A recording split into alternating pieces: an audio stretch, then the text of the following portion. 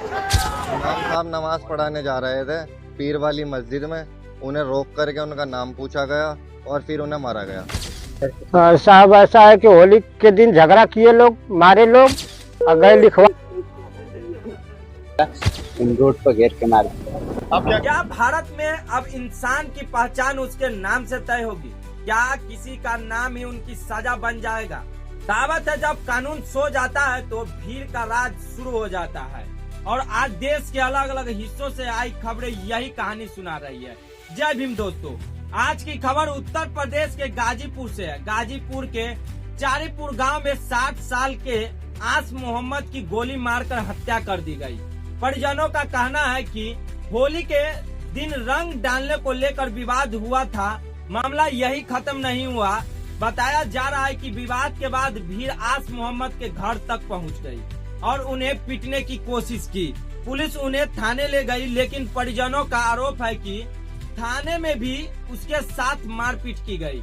और फिर आज जब आस मोहम्मद अपने घर से बाहर निकले तो आरोपी पिंकल पांडे ने कथित तौर पर गोली मार के हत्या कर दी। साहब ऐसा है कि होली के दिन झगड़ा किए लोग, मारे लोग और गए लिखवा दिए। हम लोग को बंद करा दिए, हम लोग जमानत करा के आए। हम लोग भट्टा पे चले गए साहब कमाने के लिए, इधर पापा को गोली मार दिए लोग। किस तरह मारा? कौन मारे? पिंकल पांडे हैं। सोचिए, एक 60 साल का बुजुर्ग जिसे होली के रंग से शुरू हुए विवाद ने मौत के रंग में रंग दिया। कहावत है, जहां ताकत कानून से बड़ी हो जाए वहां इंसाफ दम तोड़ देती है। अब चलते हैं दूसरी खबर की ओर। उत्तर प्रदेश के मुजफ्फरनगर से यह खबर आई। यहाँ एक इमाम के भाई ने आरोप लगाया कि जब वह नमाज पढ़ने मस्जिद जा रहे थे तभी कुछ लोगों ने उन्हें रास्ते में रोक लिया। पहले उनका नाम पूछा गया और जैसे ही पता चला कि वह मुस्लिम है, उनकी बेरहमी से पिटाई कर दी गई।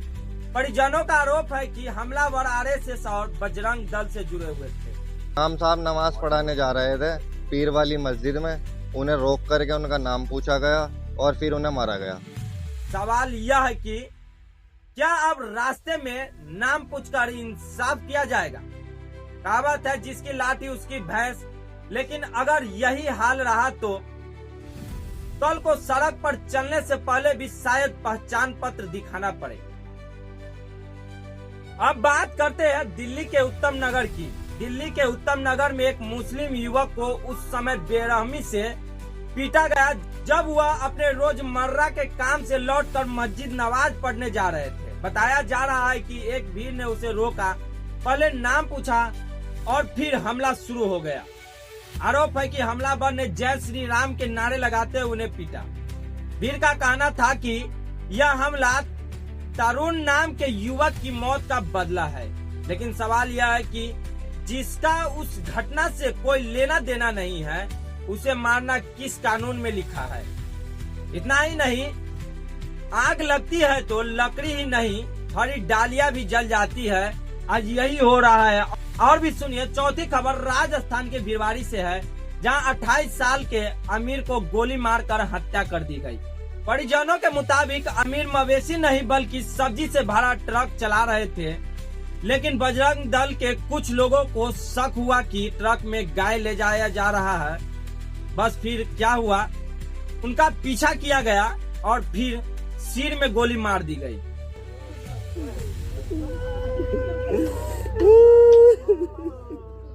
गोली लगने के बाद अमीर की मौत हो गई।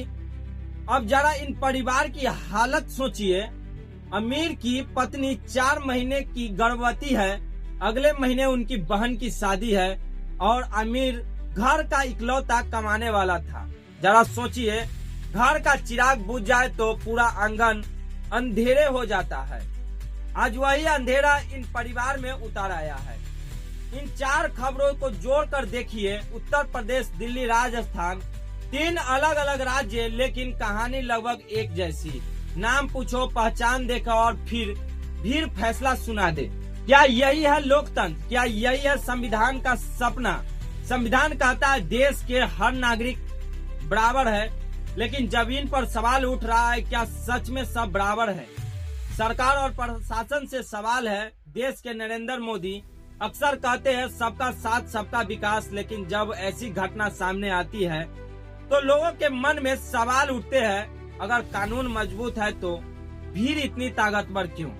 अगर पुलिस सख्त है तो आरोपी खुलेआम गोली कैसे चला देते? दोस्तों, धर्म, जाति और पहचान की आग अगर भड़क गई तो यह सिर्फ एक समुदाय को नहीं जलाएगी, यह पूरे देश को राख कर सकती है। का नाम है नफरत की आग में सबसे पहले इंसानियत जलती है।